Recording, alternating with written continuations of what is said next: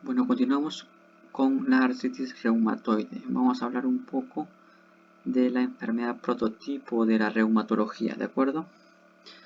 Entonces vamos a empezar. Vamos a hablar un poco de la epidemiología. La artritis reumatoide tiene una prevalencia del 1%, es decir, que de cada 100 personas hay un paciente que tenga artritis reumatoide. Ahora, la relación entre mujeres y hombres es de 3:1. En cambio, en el lupus, la relación de mujeres a hombres es de 9:1, es decir, es más marcada esa diferencia. Pero de todas maneras, en ambos más frecuentes son las mujeres. En la artritis reumatoide, la edad predominante va a ser entre la tercera y cuarta década, ¿no? En el lupus era desde 30 a 50 años, ¿no? Ahora, diferenciarlo el artritis reumatoide de la artritis idiopática juvenil, que se va a dar en menores de 16 años. La etiopatogenia comparte tres factores: factor genético, factor ambiental y una consecuencia inmunológica que vamos a ver más adelante. Entre los factores genéticos debemos recordar dos principalmente: el HLA o el complejo múltiple de histocompatibilidad DR4 o DR1. Estos dos son los más característicos del artritis reumatoide. En cambio, el DR2 y el DR3 son del lupus. Decir también que puede haber factores ambientales, ¿no? Que pueden ser infecciones o el tabaco. Las infecciones como el virus de Epstein-Barr, ¿no? El citomegalovirus, el coplasma, la rubiola y el parvovirus, ¿no? Son factores asociados, ¿no? Pero que no es una etiología en sí. Ahora, el tabaco es el único factor que se ha demostrado que puede generar artritis reumatoide, ¿no? Como un factor de riesgo. Por eso es que se dosa, pues, ¿no? Los anticuerpos anticitrulinados, ¿no? Que son los más específicos de lupus, ¿no? Que vamos a ver más adelante. Ahora, todo esto va a tener una consecuencia inmunológica. Primeramente va a haber una infiltración de los linfocitos T CD4 en la sinovia, ¿no? En la membrana sinovial, generalmente alrededor de los vasos, que va a dar una clínica sistémica. Ahorita vamos a verlo. Ahora, esta infiltración de los linfocitos TCD4 van a estimular a estos fagocitos, que son los macrófagos, y van a secretar la interleuquina 1, la interleuquina 6 y los factores de necrosis tumoral. También va a estimular a los linfocitos B, es decir, a la inmunidad humoral, y van a generar autoanticuerpos como el factor reumatoide, el anticitrulina y los inmunocomplejos. Estos linfocitos TCD4 son los importantes, mira, que van a secretar, te van a secretar citoquinas. Estas citoquinas van a llamar a los fibroblastos, a los mastocitos, pero esos citoclastos van a generar lo que se conoce como el panus, ¿ya? Entonces, lo más importante acá recordar que es la participación de los linfocitos TCD4, ¿ya? CD4, ¿ya? No olvidar eso. Ahora, como les decía, esta infiltración de los linfocitos TCD4 en la membrana sinovial va a provocar lo que es la enfermedad sistémica. En cambio, este panus va a ser el que va a generar la destrucción ósea. Ahora, recordar que estos mecanismos inmunológicos que estamos viendo pueden ser afectados por diferentes fármacos, ¿no? Ya sea AINES, corticoides, fármacos, es decir, fármacos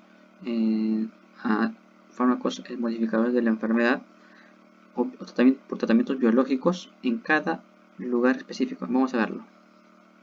Por ejemplo, al atacar los linfocitos TCD4 mediante los inmunosupresores, ¿no? Los inmunosupresores van a atacar los linfocitos TCD4. ¿Qué más? Los anti-TNF van a atacar a los TNF, pues, ¿no? Y aquí, ¿quiénes son los anti-TNF alfa? Principalmente tenemos al adalimumab, al etanercept y al infliximab. Los anti-interleuquina 1 va a ser la anakinra y los antiinterleuquina 6 va a ser el tocilizumab. También tenemos otro acá, que va a inhibir los linfocitos B mediante su receptor CD20, que es el rituximab. También tenemos a quienes van a inhibir el PANOS, ¿no? Todo el fibroblasto, mastocitos y osteoclastos, que son los AINES y los corticosteroides. Como les he mencionado, el antiinterleuquina 6 es el tocilizumab. Bueno, la clínica principal va a ser la articular, pero primero vamos a hablar un poco de los síntomas generales. Dolor articular, dolor muscular y pérdida de peso. También va a haber febrícula y depresión. Todos estos síntomas generales son inespecíficos y pueden aparecer en cualquier colagenopatía también, ¿no? Y también no sé, también puede aparecer en neoplasias. Es muy inespecífico. Ahora, la clínica articular va a ser una afectación poliarticular, es decir, van a afectarse más de 5 articulaciones. Va a haber una tumefacción, pero sin eritema. O sea, no va a haber un eritema como hay por ejemplo, en el lupus. Ese eritema en alas de mariposa. Acá hay tumefacción. Va a ser simétrica, es decir, si se afecta la articulación del codo derecho, también se tiene que afectar la articulación del codo izquierdo. El síntoma principal es que en el artritis reumatoide va a haber dolor al reposo, o sea, dolor al reposo, y que este dolor va a mejorar al movimiento. Ese dolor va a mejorar al movimiento. En cambio, en la osteoartritis o osteoartrosis, el dolor va a ser el movimiento y va a mejorar al reposo. Ahora, ¿qué articulaciones son más afectadas en la artritis reumatoide? Pues las pequeñas de las manos y los pies. Que ahorita vamos a ver cuáles son. Y también es característica una rigidez matutina, es decir, rigidez al despertarse más de una hora, ¿no? Mayor o igual a una hora. En cambio, la osteoartrosis va a ser en menos de 30 minutos esta rigidez. ¿Qué afectaciones articulares pequeñas vamos a ver? Las más frecuentes tenemos las metacarpofalángicas, la de la muñeca, las interfalángicas proximales y las metatarsofalángicas, ¿no? En fases avanzadas van a aparecer las deformaciones, ¿no? Como el carpo en tenedor, ¿no? El carpo en tenedor, el pulgar en Z, la elevación cubital de los dedos y los dedos en cuello de cisne, ¿no? Que es una hiperextensión de las interfalángicas proximales.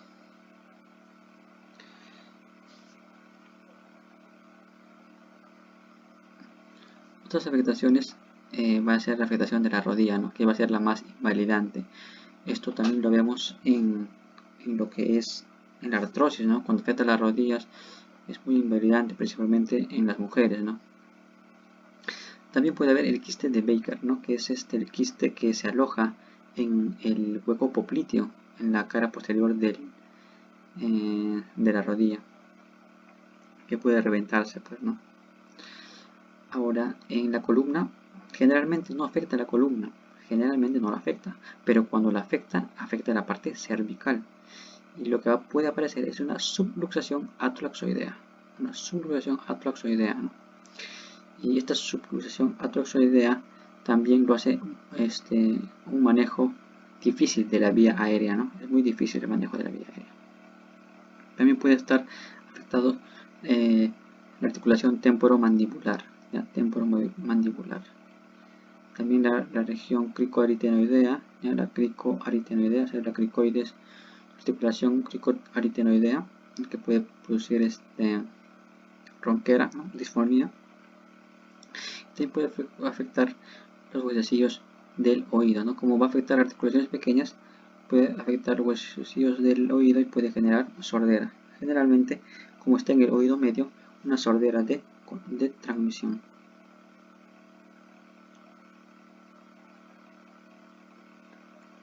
Perdón, de conducción. No, de transmisión. La afectación extraarticular, lo más frecuente es que aparezcan los nódulos reumatoideos. va a aparecer en el 20-30% de los pacientes. Es un fenómeno vasculítico, ¿no? Como había mencionado, va a haber una disminución del flujo, por eso va a haber centros de necrosis fibrinoide y va a haber histocitos en empalizada. Bueno, cuando hay nódulos reumatoideos, casi todos tienen el factor reumatoide positivo. Generalmente son asintomáticos, no dan síntomas y pueden infectarse.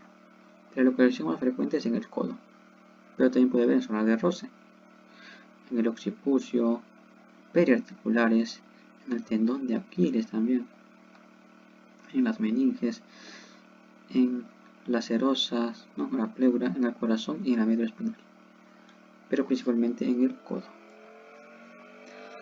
Otra clínica es la pleuropulmonar. Les habíamos mencionado que la afectación de la artritis reumatoide es más frecuente en mujeres, pero aquí la afectación pleuropulmonar va a ser más frecuente en hombres. Y lo más frecuente es que haya una pleuritis con derrame pleural, es lo más frecuente. Y al hacer el drenaje de este líquido, ¿no? Vamos a ver que en el bioquímico del derrame pleural, la toracocentesis, vamos a ver que la glucosa está muy disminuida, pero no es una disminución cualquiera, como ocurre en la tuberculosis, en las infecciones, sino que va a estar menor de 15, ya menor de 15 la glucosa. También va a haber una disminución del complemento, ¿no? Porque se va a consumir, pues, ¿no? Por consumo, como ocurre, como es una enfermedad que también puede haber inmunocomplejos, entonces puede estar disminuido el complemento. Va a haber un factor reumatoide alto y el ADA alto también. El ADA también va a estar alto, mayor de 45. Otra afectación es una neumopatía intersticial, ¿no? Que es frecuente que haya una afectación intersticial como es una enfermedad reumatológica, puede haber. La hipertensión pulmonar es raro, es muy raro. Las hipertensiones pulmonares aparecen en reumatología más que nada en lo que es la esclerodermia, ¿no? Puede haber bronquiolitis obliterante también, puede haber también, pero esta bronquiolitis obliterante ocurre también generalmente por adenovirus, ¿no? Pero que también puede ocurrir en artritis reumatoide. Nódulos puede haber, y esto puede incavitar, pues sí, puede generar fístula broncopleural, sí, puede generar neumotórax también. Ahora, a recordar que si esta artritis reumatoide se asocia a una neumoconiosis, se llama síndrome de Kaplan. La afectación cardíaca lo más frecuente es la pericarditis. Ahora, la afectación de la vasculitis, cuando afecta la piel puede haber lo que es la púrpura, ¿no? La púrpura que puede ser palpable, ¿ya? Puede haber una necrosis, puede haber úlceras, ¿no? Por la vasculitis, que cuando disminuye el flujo hay necrosis, hay úlceras. Ahora esto se puede haber también una afectación que se conoce como el pioderma gangrenoso, ¿ya? Pioderma gangrenoso. La afectación nerviosa, como puede producir una vasculitis, también puede generar una mononeuritis múltiple, ¿no? Que es típico de las vasculitis. También puede haber una polineuritis. También puede haber como disminución del flujo infartos viscerales, ¿no? Como más frecuente la isquemia mesentérica. La afectación neurológica, cuando es por vasculitis, puede generar mononeuritis múltiple. Cuando es por compresión, puede generar el síndrome del túnel carpiano, donde se afecta el nervio mediano, el síndrome del túnel tarsiano, donde se afecta el nervio tibial posterior, y también si afecta la región cervical, ¿no? Que puede afectarse los nervios, generalmente los primeros, ¿no? El C1, el C2, ¿no? Pero lo más característico es que no va a afectar el sistema nervioso central. Esto es característico. Esto es que es importante, porque en el lupus sí afecta el sistema nervioso central. En cambio, en la artritis reumatoide no afecta el sistema nervioso central. Dato muy importante. En lo que es la hematología, lo que se puede ver es una anemia por enfermedad crónica, es decir, normocítica normocrónica. Ahora, hay algo que se conoce como el síndrome de Feldy, que es muy raro, no es frecuente que se vea, que es la adición de esplenomegalia más neutropenia. Y si se puede, más infecciones gram negativas. Pero lo principal es esplenomegalia más neutropenia. Neutropenia autoinmune.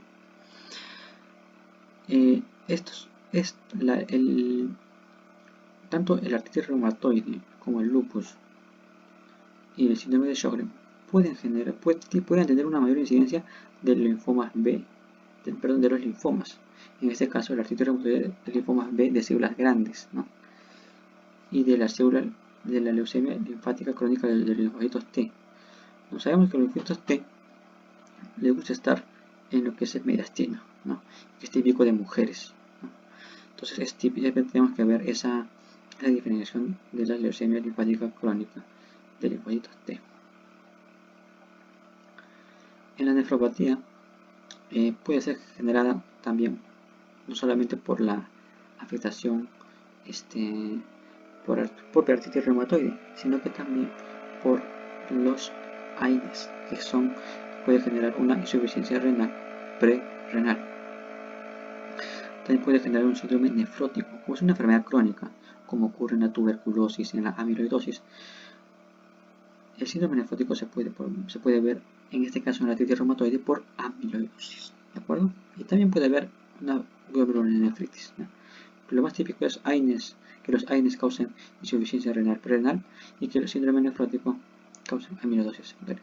¿Por qué los AINES van a ocasionar insuficiencia renal prerrenal?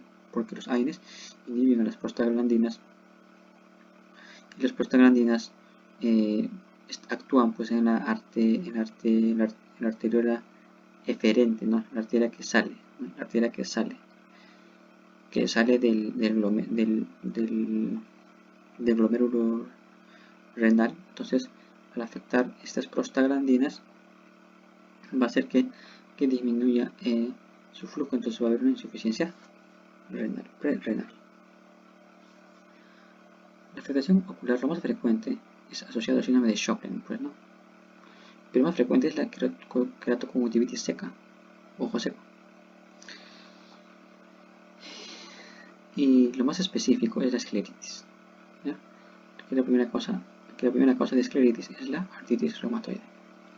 Y lo más severo es la escleromalacia perforante, ¿de acuerdo? También puede ocasionar endoftalmitis. Entonces, lo más frecuente, keratoconjuntivitis seca. Lo más específico es escleritis. Y lo más severo, la escleromalacia perforante. Vemos acá que la afectación de las articulaciones es una artritis reumatoide, es una enfermedad articular erosiva, ¿no? Que acá puede ver erosiones, ¿no? Erosiones marginales, es decir, unas erosiones alrededor de los huesos, ¿no? Acá hay una erosión, por ejemplo. Mira, esta es una desviación de los dedos, miren, una desviación de los dedos, ¿no? Pero esto es en el pie, una desviación de los dedos, ¿no? Esta es una desviación hacia adentro, ¿no? Hacia adentro los proximales y hacia afuera los distales. Y estos dedos son dedos en cuello de cisne, porque va a haber una hiperextensión de los interfalángicas proximales y una flexión de los interfalángicas proximales. Creo que lo dije mal. Va a haber una hiperextensión de las interfalángicas distales y una flexión de las interfalángicas proximales. Estos son dedos en cuello de cisne. Ahora también va a haber una osteopenia yuxtaarticular, ¿no? Y también erosiones, ¿no? Miren acá, o sea, alrededor de las articulaciones va a haber una osteopenia, ¿no? Y para disminuir su densidad. Está un poco, la radiografía se ve un poco acá, un poco radiolúcido. Es una osteopenia yuxtaarticular. Acá se ve también perfecto. Entonces esto es el famoso, la desviación cubital, ¿no? La desviación cubital. Entonces acá va a ver lo que va a dañar es la membrana sinovial, ¿no? La sinovial, las articulaciones pequeñas principalmente, generalmente no afecta a columna, pero si afecta es la parte cervical. Las articulaciones pequeñas, ¿no? Interfalángicas acá proximales. Los reumatoideos que más frecuentemente se localizan en el codo. Subluxación atroxoidea, que es lo típico cuando afecta a la columna. La localización cervical, más nódulos reumatoideos. ¿no? Y acá también vemos, ¿no?, un poco más de otras afectaciones, que son la subluxación atrozoidea. Bueno, vamos a ver acá un poco de escleritis, ¿no? La escleritis va a ser la afectación de la esclera, de los vasitos, ¿no?, vasos superficiales de la esclera. Acá vemos también la afectación de los ojitos. Miren acá lesiones. Entonces cualquier afectación ocular, ¿no? La escleritis, acá vemos escleritis por ejemplo, o la osteomalacia perforante también puede generarse en artritis reumatoide. Acá vemos el famoso pioderma gangrenoso, ¿no?, que vemos acá esta afectación, pioderma gangrenoso. Una vasculitis leucocitoplástica, generalmente en miembros inferiores, con púrpura palpable. Pioderma gangrenoso también lo vemos en la enfermedad de Behçet. En la artritis reumatoide vamos a ver lo que es, acá vemos un poco de afectación intersticial, ¿no? Un poco de afectación intersticial. Más que nada eso, ¿no? No se ve mucho, no se ve afectación bastante intersticial bilateral. Más que nada, no veo derrame acá, no tapa. Bueno, acá un poco de derrame pleural que tapa el ángulo costo-diafragmático, pero que no hay otra alteración que se puede ver. Acá vemos un derrame pleural izquierdo, ¿no?, que todavía se puede ver el signo de Damasó. Acá vemos una cardiomegalia, miren, cuando el índice cardiotorácico es mayor a 0.5 en adultos. Acá vemos afectación intersticial, bastante afectación intersticial. Se ve acá un poco del famoso vidrio, imagen en vidrio esmerilado o deslustrado también se llama, ¿no? Bueno, acá vemos que hay una anecografía, una esplenomegalia, ¿no?, gigante. Bueno, esta es la parte 1.